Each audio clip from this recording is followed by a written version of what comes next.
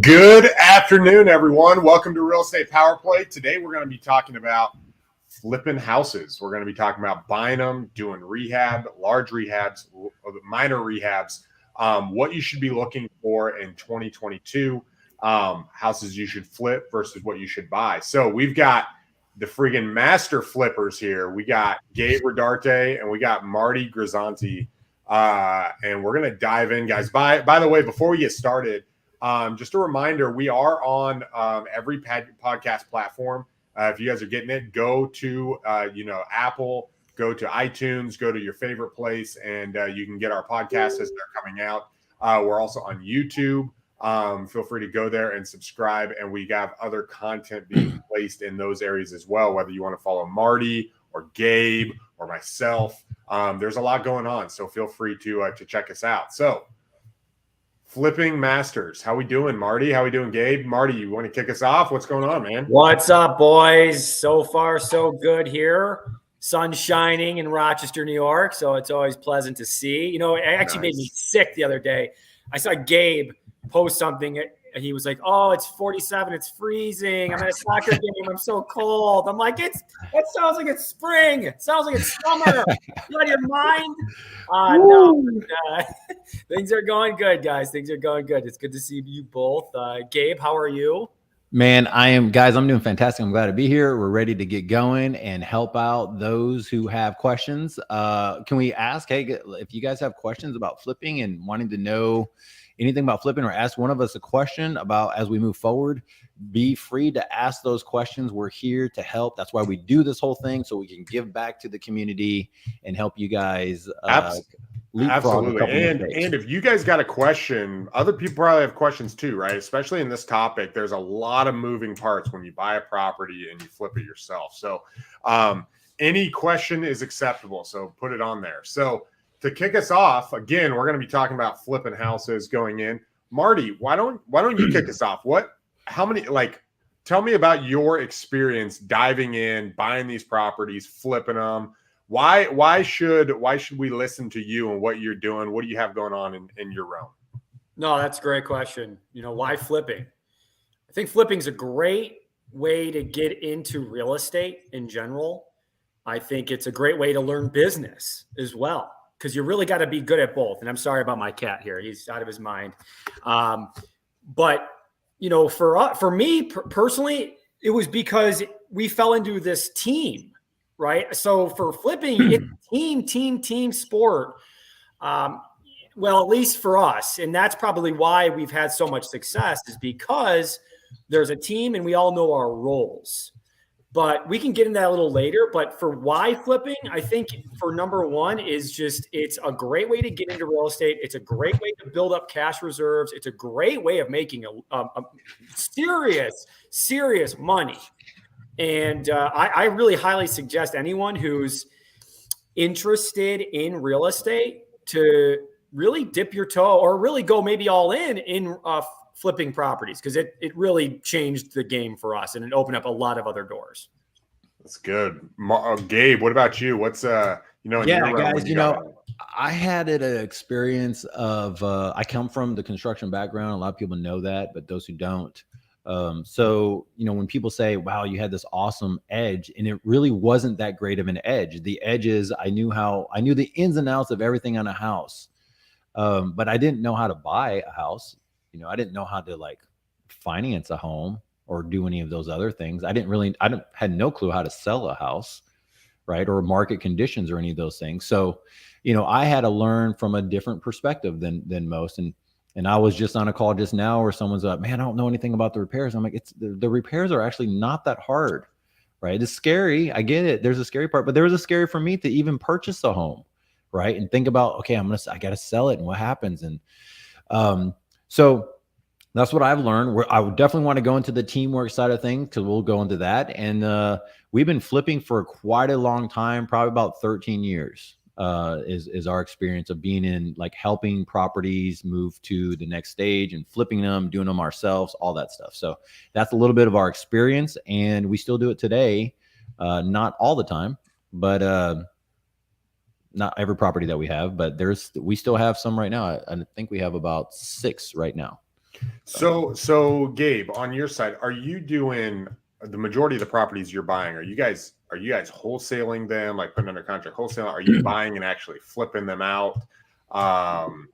Like what is your primary strategy? Is flipping what you're digging into from a ratio standpoint? What does that look like?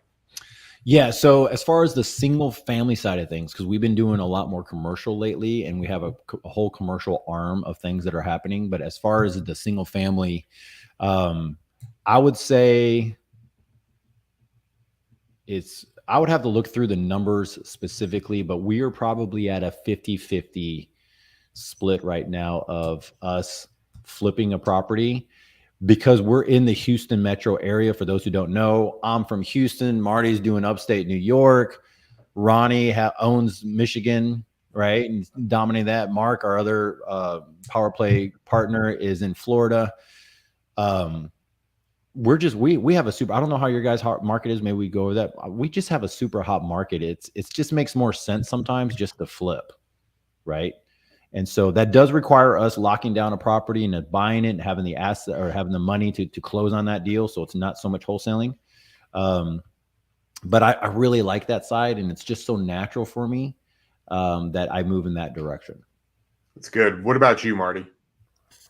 Yeah, I think for us right now, just like Gabe said, the market's so hot. If you look at it, if you go to realtor.com or Redfin, Rochester, New York, literally is number one with the least amount of inventory in the United States. Wow.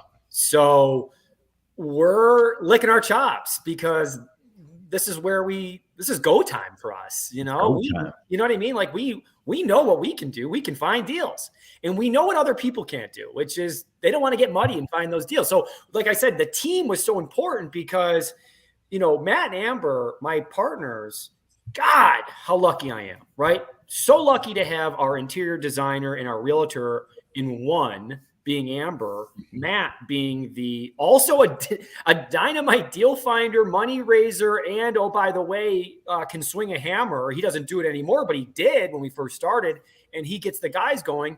And I'm there really going, hey, pulling the list, getting the VAs going, getting the team going, finding the deals, right? So it really has become like more of an enterprise. It's not just a hobby where you fix and flip one house a year, but that's where a lot of people are, and that's okay. But what we decided to do is let's triple down on it and let's build this thing out as an actual business. So yeah, I think for us, the majority is the flip. Anything that doesn't make sense for us at the time, we will wholesale out to our buyers. But that's really our day-to-day. And here's a question, because I look at Ronnie and I go, hey, Ronnie, I know you have your business locked in. It's dialed in, and your team is really some of the best trained that I've seen. I've seen your training. I'm using it right now for my team. Why did you decide to go, hey, I got a great thing going here with my wholesaling across, a couple different states? What made you transition to thinking, maybe flipping is my thing? Yeah. So just to kind of give an update, about in my career, about 70% to 80% of what I've done is wholesaling. We transitioned and we're starting to do a little bit more development, and I've got 4 projects happening currently that we just started. I hired my brother, who he's freaking awesome. He's been remodeling and doing construction for the last 10 years up in Alaska. I convinced him to move down to Michigan, and so he's taking on that. So the big reason why we jumped into wanting to build out the system of flipping has to come down to 2 things. One is we wanted to be able to maximize every opportunity. Someone told me in a mastermind that I'm a part of, they said, hey, if you're not flipping your own houses, like, you're missing out on hundreds of thousands of dollars. And I look back and I basically went through my system and said, okay, here's all the wholesale deals. What are the fees that I made?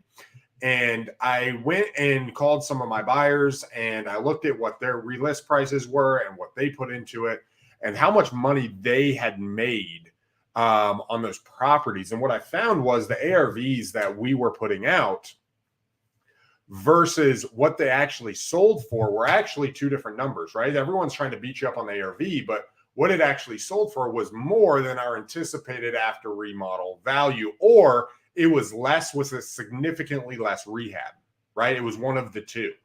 And so I decided, you know what? I'm sourcing these deals. We have some capital. I've got some relationships that want to get involved in the game. I basically had people, I had basically like about $500,000 of people are like, here's my money, please use it.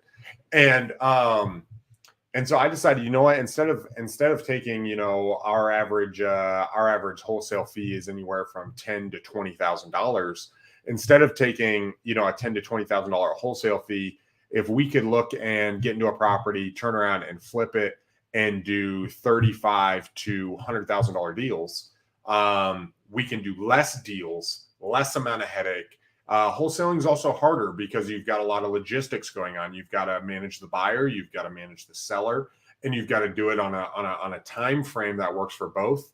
And one of the things we wanted to do as a company is we really wanted to capitalize on the tenant problem market, right? Especially in Michigan, there's not a lot of iBuyers. There's not a lot of like big, huge companies coming in that are servicing these people. And so there's kind of a gap. And so we decided, what if we filled that void there? And if we did that, we could capitalize on profits in turn. I just bought one with tenant problems. We're evicting them. And that's potentially a $70,000 flip, right? On the back end, it takes a little bit of time to get them out, but that's where it goes. Is it increases that profit margin, so we can literally make double, potentially even triple the money with a third of the properties. And so that was my goal. There's a guy, we've mentioned him before. His name's Alex Ramosi. He talks about, your $0 to $5 million mark is really, one product, one channel is what he talks about. And I think the idea of, okay, what's the most profitable thing that we can do? And then the other stuff, the wholesaling, the side, that's if it doesn't fit within a high profit margin, strategy. And it allows relationships to be built. Gabe, I know you're big on relationships. One of the things that you get when you flip a house versus actually wholesaling is you actually start developing a whole lot more relationships, and you're more valuable to your network. And then that network, I'm actually finding, will refer me deals because I'm actually more valuable as a flipper than I am a wholesaler. Even though wholesaling is valuable, you're only valuable in one specific thing, which is giving people deals, right? So that's why I transitioned. So with that being said, are you guys sourcing your own deals? Are you finding them from somewhere else? Like getting into flipping, where would you say, hey, someone says, you know what, I want to flip 5 properties this year. Where should I start? Yeah, I can take that, Gabe. I think one of the things that I would do if I was starting over is become very good at finding the deals, or I guess I should say is off-market deals, and really learning how to source those yourself. See, the reasons why flippers fail is because they have to rely on other people. Now, there's nothing wrong with having those partnerships with wholesalers, but just like myself, I'm going to go to the highest bidder, right? If I'm going to be selling off a deal, there's relationships for sure, but you're still going to have competition there. So I would say number one is figure out a way where you can find off-market deals, sourcing off-market deals, and really being able to get that inventory that no one else has. You're really creating a market. So that's super special. And I don't think a lot of people understand it. And that's good for you. Truthfully, that's good for you. People beat their chest on things of like, oh, I would never do my own calling or never do my own marketing, or, I'm waiting for that deal. Good luck.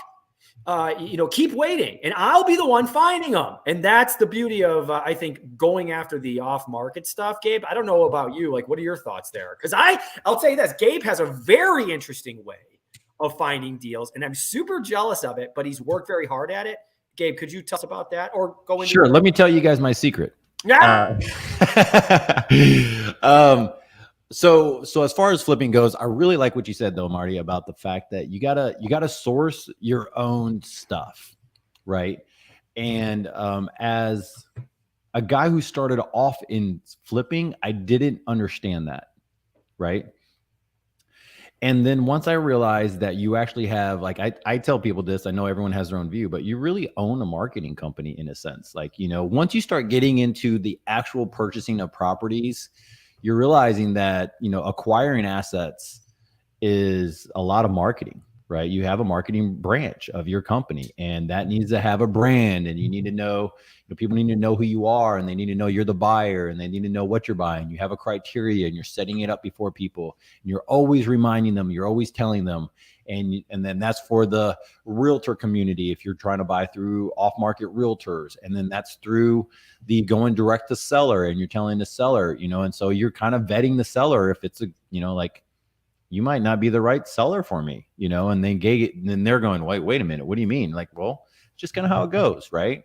And so that's something that I had to understand, guys. I don't know if that like clicked for you, but that's because I came from a place of always flipping houses.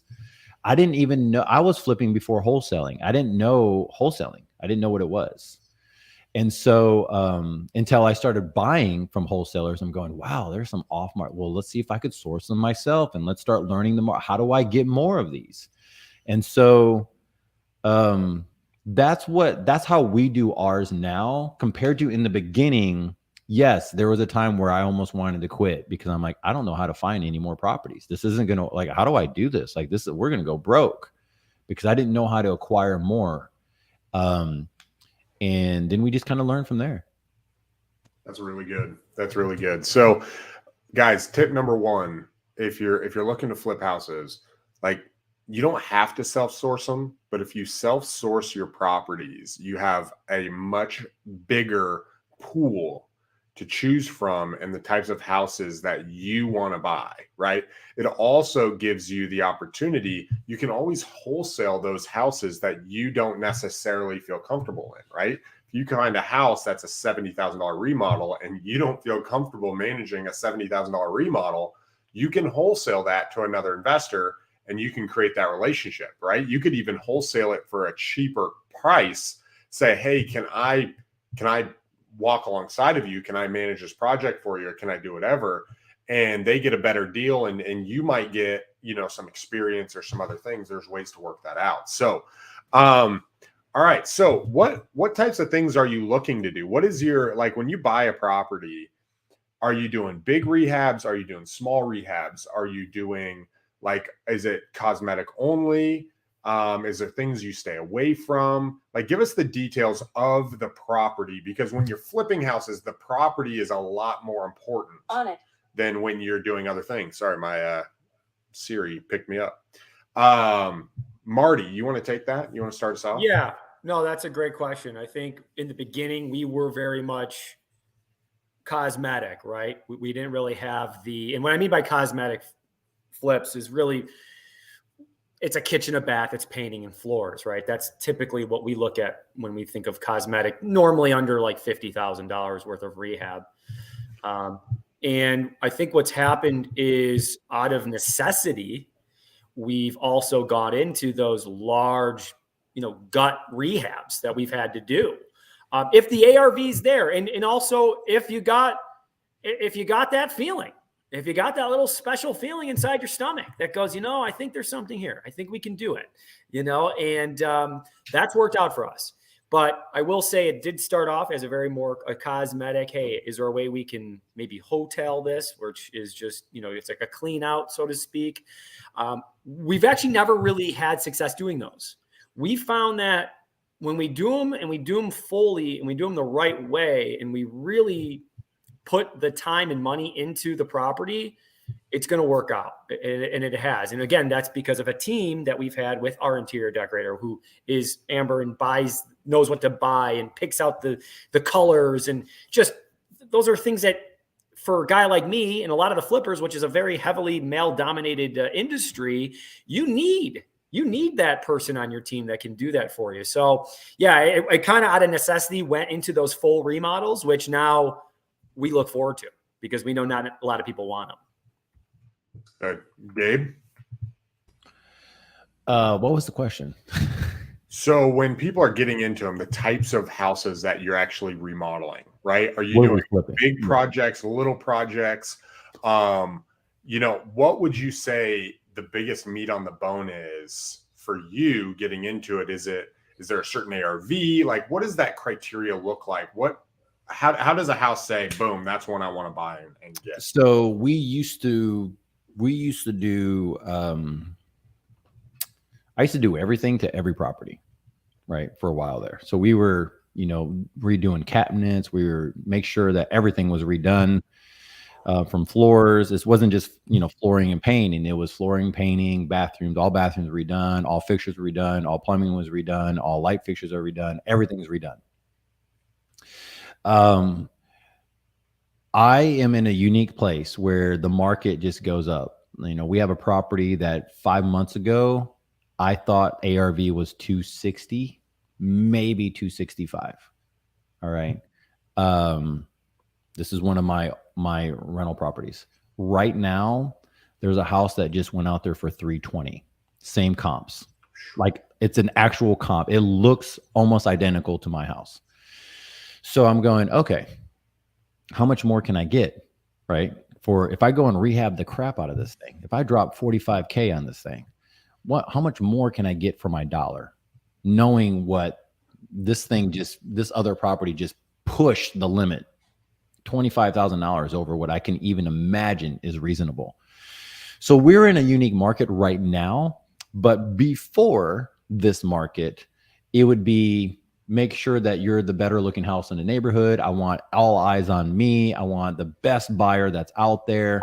I don't want some buyer that's just going to come and leave me hanging, because I've done that plenty of times, had buyers I want the best of the best buyer to come after my property. And how you do that is you want your property, you either price it really low. For those who don't know, you either price it below market, maybe 5%. Right now, you only have to go about 5% below market. And you're going to have droves of people coming in and checking your property out. Okay. Maybe 10% in some rougher homes. Or you swing for the fences, some stuff that Marty was talking about. You have some cool stuff going on and you push that number all the way up and it doesn't even matter. Right. And now everyone's shopping for this property and everybody is like, there's droves of people coming up to that property. Right. That's really good. And I think depending on where you're at in the country and depending on the market, I'm finding that markets are not the same, guys, right? If you're in Houston, that's a different experience than if you're in Michigan, okay? Specifically Grand Rapids, Michigan. That's a different experience than Rochester, New York. Right. So I'm going to take this a little bit different way, maybe spice things up a little bit and ask a different type of question that may or may not be related. So we'll see. We like spice. Yeah. Let's get some salsa in here. Let's get some pica. What do you guys think of NFTs connecting to flip properties? Here we go. Marty. I love it. I was actually just on the phone today with Red Swan, which is a company that tokenizes real estate. And I'm excited about it. I think it will change the game. Why I love NFTs for real estate specifically is because how archaic the laws are in New York State. It should not take 60 days to close on a property. Should not. This is insane. I shouldn't have to, when I close on a property, especially with flipping, right? I close on it, I do the work, and then I'm going to resell it. Why does it have to take another 3 to 4 weeks to run title? I just did it. Right. So there's a lot of New York New York and California are the worst states to flip. It's almost impossible to have a scalable business flipping here because of how long things take. So you can't really ever adjust or really be ready for when the next closing will be.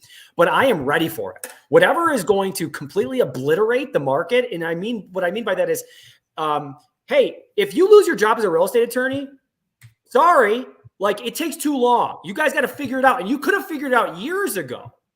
So I'm ready for it. As you can tell, I'm amped up.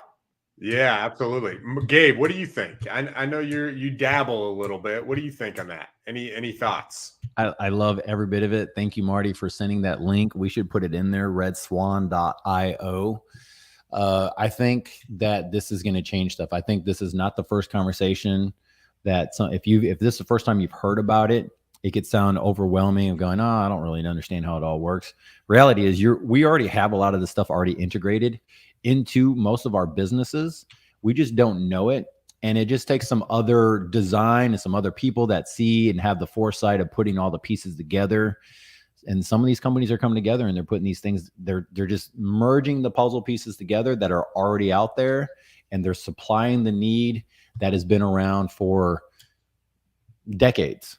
This need has been around for decades. So it is a booming thing. And I think we're not gonna, this is just the beginning. We're just in the beginning phases. And I think from the beginning, I think one of the biggest opportunities, at least initially, is when it comes to AR, right? Being able to interact with the real world virtually. So think of it this way, right? Like we're remodeling a house and your contractor can go out there and he can use AR to say, hey, what do you think about this? Right. And they can circle it and they can show you what it is. And then you can virtually go in and say, hey, I want 1, 2, and 3, tag it to the house via AR. And then boom, you're picked up and your contractor knows what to do. I think from flipping, a lot of people think, hey, real estate is, this, but how many times do you guys, I have guys at a property literally right now, and they're like, hey, what do you want to do with this? Right. And so you jump on the phone and you're like, okay, send me, like, do a FaceTime for me. Right. Where if you can interact in that space in real time via AR, I think that is a huge opportunity for us. And I think is a way for us to potentially have costs lower and interact and keep people more accountable, being able to see that project in real time. Now, let's transition. I want to spice things up there a little bit because I've been doing some research myself. Well, Ronnie, real quick, while you're talking about it, just think of how easy it is to get quotes from contractors if they could just step into the house from their office. 100%. Right? So all those cost savings that could happen, a realtor can pop in and go, yeah, I would do this, this, and this, and then you could sell it, whatever it might be. But yeah, there's a lot of crazy things going on, and I'm open to it. I hope other people are, because it's what the future is kind of pointing us to. So yeah, I'm all about it. 100%. Well, and on top of that, you can, if let's say you have an interior designer, like you're saying, or a realtor or someone who stages your home, you could step in and have a menu list and literally hit the button and put it up on this thing. And you'll be able to see, hey, this is what this mirror in this bathroom is going to look like. Hey, this is what this light is. Hey, we want to actually take this and do it the alabaster Sherwin-Williams paint.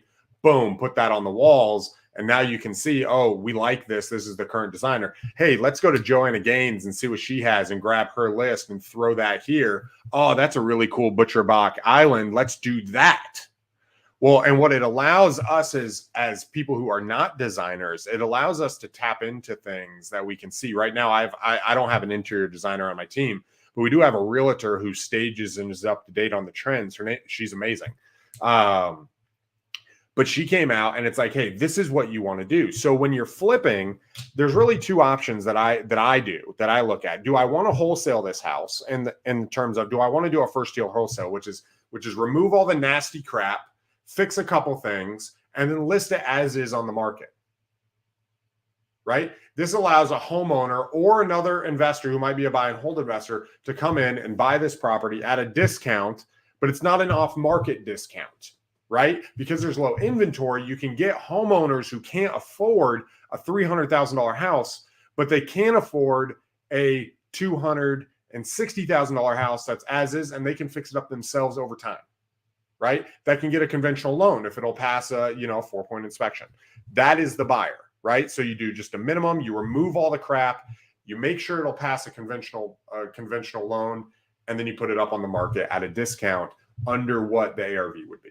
Right? That's one option. Number two is doing the full remodel, where you actually want to design the property, especially if you're crossing that $250,000, $300,000, $450,000 mark or higher. If you guys want to play in that realm, is now you really do need that interior design. You do need to know, hey, gray is moving out of style, right? Like you want to know that if you're buying and you're going to flip a $600,000 house, right? You're going to, oh, you know what? We're moving to more tans. Hey, the floors are transitioning slightly to blank, and you want to know what direction to move to. And I think the interaction that you have on your team and that designer is very important to make sure you're able to pull out the value. And from a crypto side, right? From a metaverse, from an AR, from all that stuff, the ability as for technology to kind of replace that, I think you guys should be looking at, because I think it's an opportunity for us to see. Think of how many times we watch shows and you get to see the design of the home before they do it. How much better would that be for us as flippers, and being scared of the construction and what it's going to look like and is it going to look good? Well, now I can see it and go after it. And guys, I would recommend, once you get in the game and you're looking at flipping, figure out what you want houses to look like and put your unique spin on it, right? What are things that truly add value in the sense of, what are people looking for? Are they looking for home offices? Well, then one area in your house, get a staging company to make it look like a home office and then market it that way. Hey, it's 3 bedrooms and a home office, right? It's 4 bedrooms and a small office under the stairs, whatever that looks like. And it's a way of attracting and increasing that price. Any thoughts on that? I'd love to hear what you guys think. Yeah, I'll hit that up. Hey,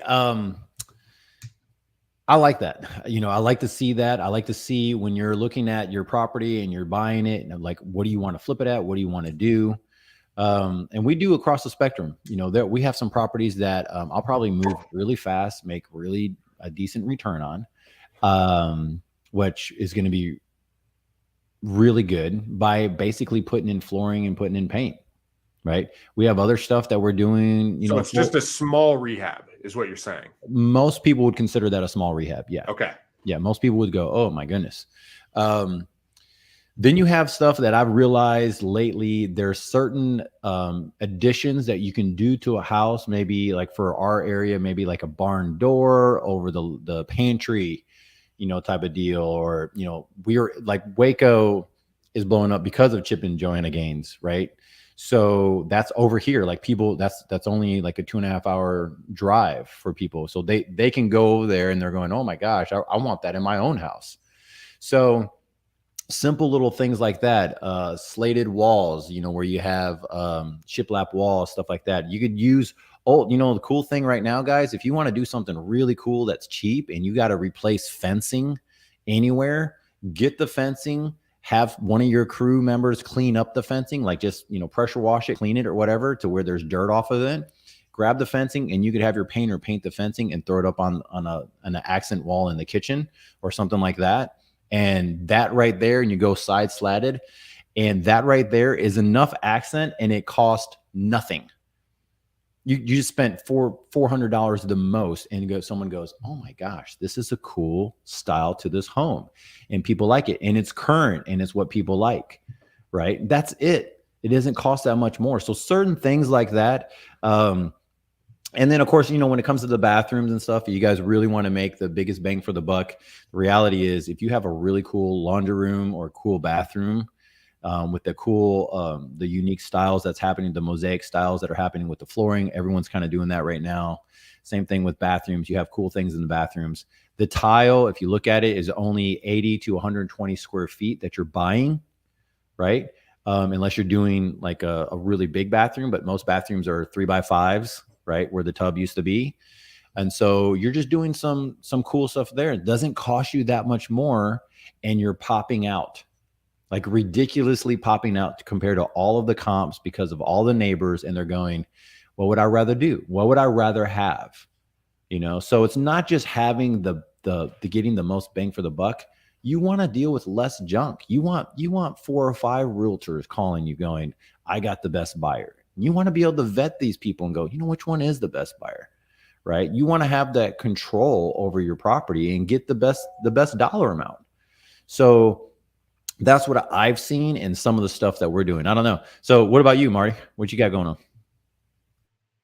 Yeah, I think also, like you said, Gabe, I think by doing those things, you're going to build a good reputation for yourself as someone who is a, you know, provider of housing that's been completely refixed up, right? I mean, flips already have a connotation to them when they're being shown. So you really want to make sure you're setting a precedent for your work and letting people know, like, we don't mess around. Like this is a complete remodel. It's not a flip. It's a remodel. So it's, I think it's really, it's important to do. It's important to make sure that you're standing out and sticking out to the best of your abilities.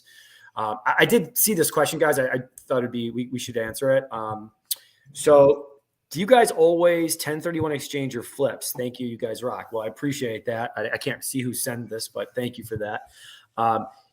So 1031 exchanging, that's really, you only want to do that and step in here, Ronnie and Gabe. But if you're netting something over like maybe like $1 million,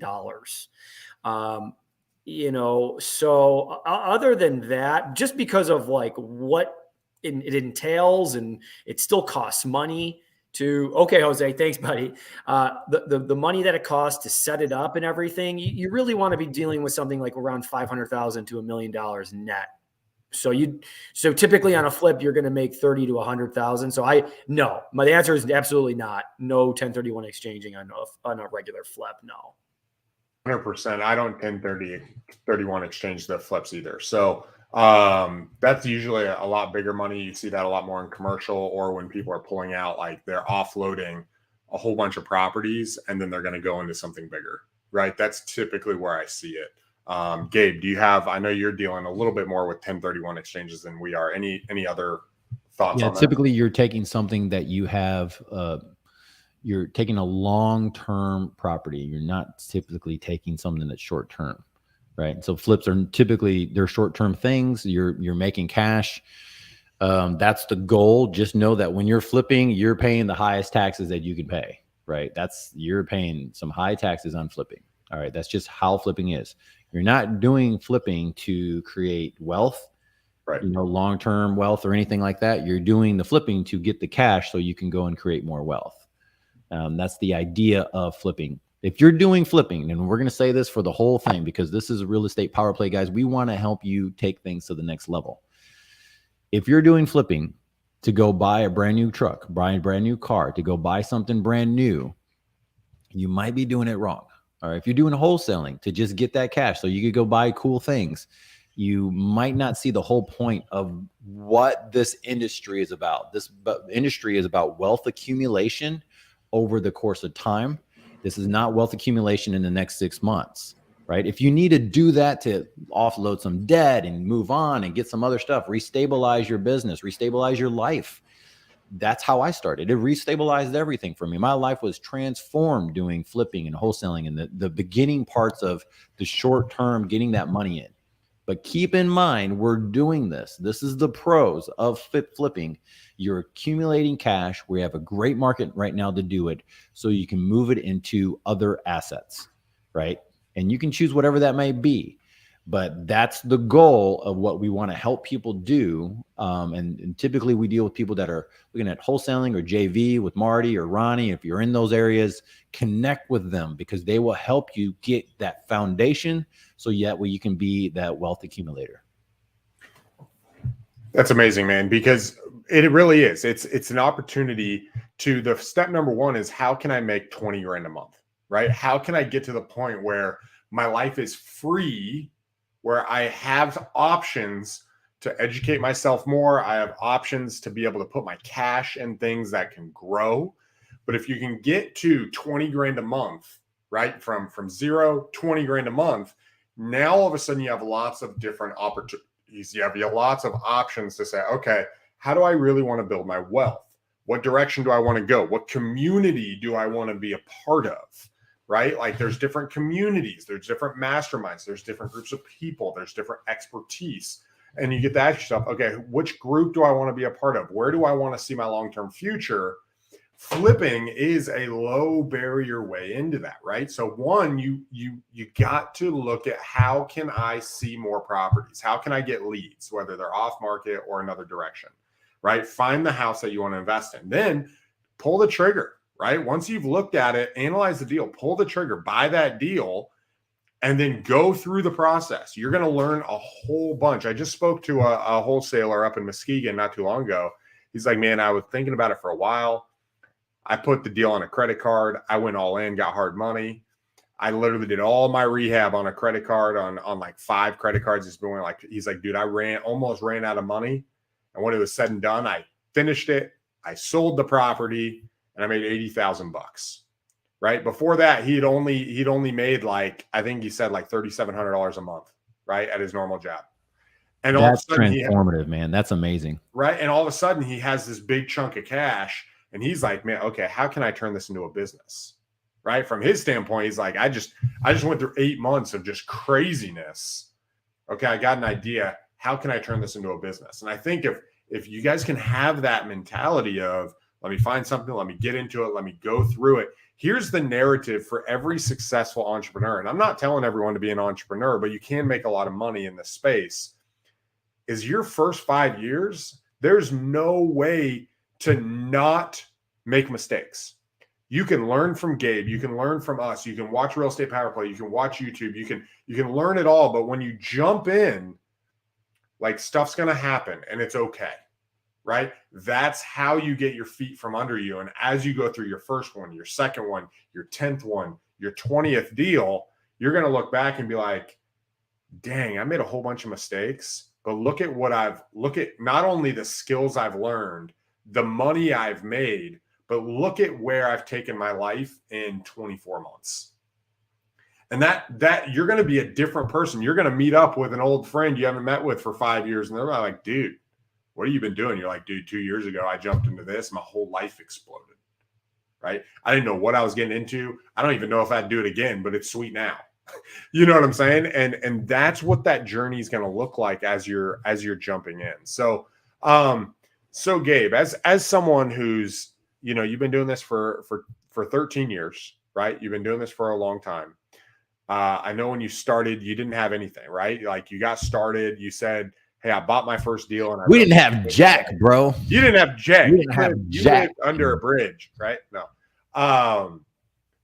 Like, what would someone who's jumping in, they want to start flipping the homes. They might not be brand new, but they're nervous. They're afraid. They don't know exactly. Like, what would you recommend? Man, your first 4 steps are blank. And what are some key things they need to watch out for? Geez. Okay. First 4 steps. 1, get educated by grab some audiobooks. I'll find some books. Rich Dad, Poor Dad, and then Cash Flow Quadrant are the top 2 that I advise everyone to get to, because it gives you the mindset of why you're doing stuff. That normally helps change people's perspective. All right. Then if you want to get into some flipping books, stuff like that, 2, you have our podcast, you have Bigger podcasts, you have contacts like that. You can contact all of those people within these podcasts. Like, just ask questions. That's easy. Don't let your ego be so much that you can't ask questions. Like, just ask. Jump into the conversation. Yeah. I know a guy over here. He just asked tons of questions. He's blowing up, just doing really well. And he only started like 10 months ago. He's just doing amazing by asking questions. And he's like, I'm surprised how welcoming this community of investors are. And I'm like, yeah, well, if you're a authentic person and you just want to level up, we've all been there. So the other thing is, try to build a network. Like I was mentioning, build a network. You could go online and find different networks through just Facebook and the Facebook groups, Instagram groups, but really it's more of like Facebook groups that you're building relationships through. We have our own group that you can ask questions through. And the thing that helped me was really learning how to JV partner, which is called, for those who don't know, a joint venture or partnering on a specific deal. And that's what took me to the next level. Why? Why did that take you to the next level? Because the level I was at, I only had so much knowledge for accomplishing a transaction, and I was too nervous and I didn't want to lose. Right. So that's why the reason why we don't really do things, analysis paralysis, right? I didn't want to lose, but I didn't know how to do it, and I wanted to win. So I had to be around someone who's won before. And so I was like, hey, who else has won in these areas? Can you help me? And I brought them deals and I flipped deals. Like, I was the flipper, like kind of like with Matt and Marty, And then we started, I started growing from there. And then I started flipping more with other people, JV partnered. I brought money, or they brought money, or I brought a lender, like different ways that we structured different deals. And then the reason why this is so important is exactly what Marty was saying. Not Marty, but Ronnie was saying in the beginning of, when you do a flip, you have a different database of people and different relationships. And some of those relationships of lenders are now my lenders on my multifamily, my commercial, my mobile home parks, and my other things that I'm doing. I would never have saw that. Yeah. So the power of a seed planted today, you just have to have faith, right? That it's going to freaking do great, that you're going to do this thing and it's going to happen. And by JVing, by joint venturing, I got to build relationships with good people. Now, you could get screwed over in certain areas, vet the person. I get it. Right. But those people will always be friends because we won. You know, it's being in the trenches with somebody. You won. It's like winning a championship. You know, you'll always have that team, right? That's like, man, we won. Remember when we won? Yeah, that was cool. And it's freaking 30 years ago, right? And you'll always have that person in your corner and you always have that great relationship. The thing that I would watch out for, I would say watch out for the source of information you're acquiring from. If you're noticing that the energy that you're getting is more one-sided and the person's just kind of like me, help me, this is what you could do, it's only about me, and they're not really giving back, then find someone who's willing to be a giver, right? Because they understand the concept of abundance and they're willing to help you level up. So there you go, guys. McDonald's? Because I'm surrounded by nuggets right now. This is crazy. Listen, this is crazy. Oh my gosh, dude. What is this? Just gave is this us Chick-fil-A? Where are we? No, seriously. A couple things. I'll do a shortcut. Gabe just told you a bunch of stuff. Here's a shortcut. He told you what to do. Go with winners. There's winners that are doing this already. Okay. And try to be around them, whatever that means. Get around them and try to add value and be around people who are already doing it at a high level and get a little bit of that rub off from them. And that is how you just absolutely take it from 0 to 100. That's how you skip a few steps, because you're going to go right around the people. They're going to, just because you're around them, they're going to give you stuff because they're typically givers. The ones that are winners, they're typically givers. So they're going to help you. I'll tell you this story. I had a guy that kept asking me for coffee. I went out, great, had a great time. And at that moment, there was a deal I just, for some reason, didn't want to do, and I gave it to him. And I'm not saying because I'm a giver, but he happened to be the right place at the right time. It came across my desk at that moment, and I go, dude, you've been wanting this forever, here. And you know, he's taking it down, he's flipping it. And it probably should have been one that I did. Right? It probably should have been one that I did. But that's just the power of, like what Gabe said. And I've had this happen to me so many times where you're just around winners and they give you something. And you didn't even ask for it. They just gave it to you and you're like, holy crap, what am I doing? And now it makes me want to give more, right? So yeah, be around winners and it's going to typically rub off on you. It's so good. That's so good. Because when people are in the game and you're around other individuals, opportunities come, right? And when you're in the right network, if you're around the right people, opportunities come. And I can't take advantage of every opportunity, right? Marty can't take advantage of every opportunity. Gabe, he's not going to take advantage of every opportunity. That doesn't mean it's a lesser opportunity. You just might be positioned in a spot where it's better for you than it is for Gabe. Gabe might have 2 mobile home parks going on. He's developing this, and he's got 3 lenders breathing down his neck because he's in 15 projects, right? And he's like, yo, this property could make me 40 grand, but I need to realize some of this other stuff. And then he's like, hey, this seller really needs help. Can you go talk to him? Right? Like, and then all of a sudden, you know, Jim Bean, who he's talking to, is like, oh yeah, I'll talk to him. And then he goes there and Jim Bean makes $25,000 and changes his life, all because he's in the same room and went to Gabe's networking event. Right. And Gabe was surrounded by 15 people and was like, yo, go talk to that guy. He needs some help. And then you walk over there and all of a sudden, you know, 2 weeks later, you're in a deal making, you know, more money than you've made in the last 6 months. And that's how that stuff works. Like, it's crazy. I was just doing a closing literally today. The title company guy came in. This right here is a phone number to a lender. He's like, hey, Ronnie, this guy's really cool. His name's Chuck. Give him a call. I called him right away. Called him up. I was like, hey, Chuck, Nate gave me your phone number, blah, blah, blah. What do you do? And we started talking. He's a private lender, right? He lends on both rentals and flips. And, you know, not at ridiculous hard money prices too. So all of that is just, I mean, that's just an opportunity. I'm sitting here, I'm going out to lunch with the owner of the title company, and he's like, hey, you need to connect with this guy. And it's like, okay, cool. That's how it works. And that's why being in the flipping business is so powerful, is because Nate has seen me close. I mean, I probably closed 50 properties with him, right? Just in the last year, year and a half, 2 years. And so he's like, hey man, you need to be connected with these people. And then all of a sudden you're having a different conversation because you're taking care of people. So cool. All right. We're in our final minutes, guys. Final golden nugget from this episode. What is the number one real estate power play move we've talked about or have not talked about in regards to flipping that you want to drop the power play on these guys? Guys, also before we go, remember to like us, subscribe, go to our Facebook channel and like us. We're also on YouTube, so check it out and do that. And then every Thursday, our podcast comes out every single Thursday morning. Check it out, and we'll do that. And we're live here on Tuesday. So without that, final nugget, Marty. Here's something that I would do that if I could have gone back, I would have done. And I'm doing it now. So that kind of tells you. As soon as I would have made money, I would have put it right into self-education. I wouldn't have bought the stuff that I bought.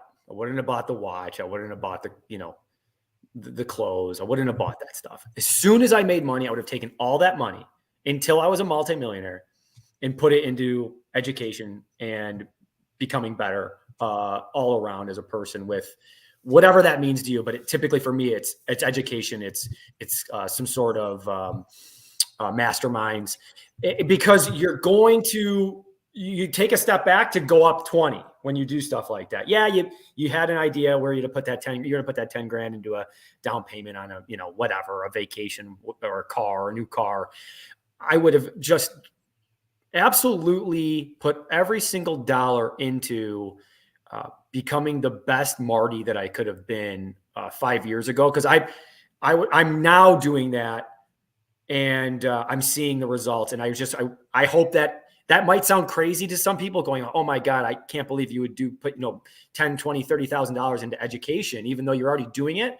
I'm telling you, it will be a game changer. It will be a 10X for your life. That's what I will say. Awesome. That's cool. And then, Ronnie, I want to hear yours too. My main thing that I would encourage everyone is to understand the power of speed. Not speed with lackadaisical, let's rush, not hastiness, but speed with knowledge and understanding. Most of the people that I have to help out of a tough situation with flips is because they didn't understand the power of timing. They might have missed out on some timing, or their contractors are taking too long, or, stuff like that is going on with their property, or, a week has gone by and they haven't even done the clean out yet. And they're wondering what's going on. And I'm telling you, I mean, even the hedge funds, they got people in there the very next day after closing, cleaning stuff out. Right. So, I mean, all of that stuff, the opportunity cost of the dollar, you have to look at yourself as this. And this is I get ramped up when talking to Marty, because we can just ramp up over going. If you were to have let's say you made the 80K and you knew that $10,000 of that is going to go into personal education, that's going to get you around a different circle of people. And by being around that different circle of people, you're going to be able to 10X the 80K, right? So that's 800 grand. Would that put a little bit more fire underneath you to get that deal done quicker? Would that put a little bit more fire on you to go and say, hey, I need to get my contractors over there the next day after we close, right? Would it put you fire to have a better system or a better process for the next flip that you're doing, or to have some other things set up to where the flooring guy's not going, hey, there's no flooring here, or like, hey, the other stuff that we ordered didn't really come through, and none of that stuff. We're talking about your life. We're talking about your livelihood and the power of that. And I don't think that people understand how valuable that hour or that day or that week really is, because the opportunity, this is where I lost, guys. I mean, I'm telling you, there's a deal that I'm like, man, I just let that deal get away. Right. And we did everything we could to catch up and just get this deal off the books, because we just couldn't, Marty was talking about a deal that they had. You know, it's like, oh, we had to pivot this, and we had to pivot this, and we had to pivot that. And the reality is the problems are going to come up. Most people go into, they're looking at that bottom dollar going, I'm going to make 80K. And they're not going into it going, okay, but what's the project for this week? And the power of the timing to make sure that the project of this week has to start on that Monday to make sure everyone's lined out. And so that is where I've seen as a contractor, people miscalculate in thinking they have, well, my contractor's 2 days late, it's okay. Or, oh, this guy's not showing up. And I'm like, okay, get rid of him and find another guy. Like, what are we talking about here? That just postponed it. Well, you know, it only postponed 2 days. No, these people take off on Saturday and Sunday. That's 4 days, right? And if that guy's not ready for Monday, right, and they do that again, now they're not starting till Tuesday or Wednesday, right? So now we're looking at 6 days. And that 6 days, you do that 3 or 4 times in a deal, and now you just miss the timing of putting this thing on the market. And now you just have another month or even 2, right, of holding costs and other stuff. And now your money's gone. And now that's not an 80K flip. That's like a 45 or 40K flip. And then you're going back. And then this is the powerful part that then you're going back and saying, I don't have time to put, Marty, I don't have 10K or 5K to put into my self-education. And if you would have just looked at it and said, hey, and I'm ranting a little bit, but guys, I do this on a daily basis and I help people. And I'm going, if you could just value your time, you'll have that money to invest back into yourself. Just value yourself and go, I'm going to bet on myself today. Everyone else might not bet on me, but today I'm going to bet on me. And for me to bet on me, I need my contractor, Mario, I need you to be here today at this time because it affects everything else. Boom. I love it. I love it. Here's what I would say, guys, is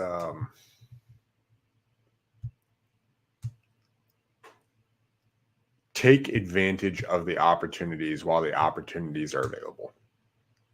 Right? Right now, there's lots of opportunity available. There's people want to lend money.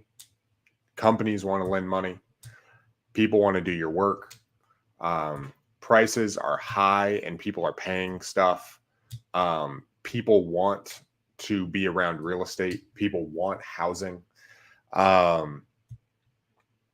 You know, it's if you're afraid now, if it's not that if you're having a hard time, but it's while the opportunity is hot, take advantage of the opportunity because it's only going to get harder when the market shifts.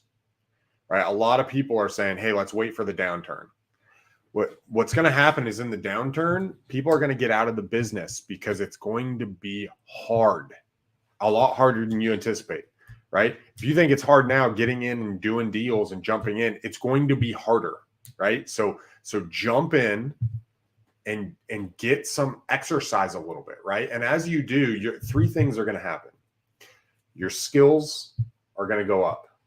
Right? The skills you have, you're going to develop all kinds of little stuff. You're going to be negotiating on things we haven't even talked about, right? In the midst of deals. So your skills are going to go up in a variety of areas. Your beliefs on what is possible and not possible are going to change, right? It's going to change. If you thought, man, how am I ever going to make $100,000 a year? You're going to be like, oh man, if I do 1, 2, and 3, I can make 200, right? Your beliefs are going to change, right? Oh, I got to be looking out. Everyone's trying to screw me too. No, everyone's trying to pull together and help me, right? Your belief system will change. And then the third thing that's going to happen is when you throw yourself in the deep end, and there's a book called The 12 Rules for Life by Jordan Peterson. And the first rule he talks about stand up straight with your shoulders back, right? The last thing I would say is you're going to develop some additional character traits where you can stand up and you can be like, you know what, on this totem pole, I'm doing better. I'm higher up. I'm interacting with some people that I want to be like. And you're going to be able to stand up straight and you're going to be able to walk into a room and say, you know what, I'm the guy who gets through deals. I'm the guy who finds the properties to invest in. You want my wholesale deals when I don't flip them, right? Hey, I'm the guy. And that's what's going to happen is you're going to develop some character traits that other people want to be around. And those character traits are very, very powerful. So I would say, guys, jump in, right? Jump in right now. Make sure you Jump got a in. good deal and go from there. So, all right, guys, it is the end. Everyone, thank you so much for being here. Again, it's Real Estate Power Play. We come to you live every Tuesday. Until next time, peace. See ya.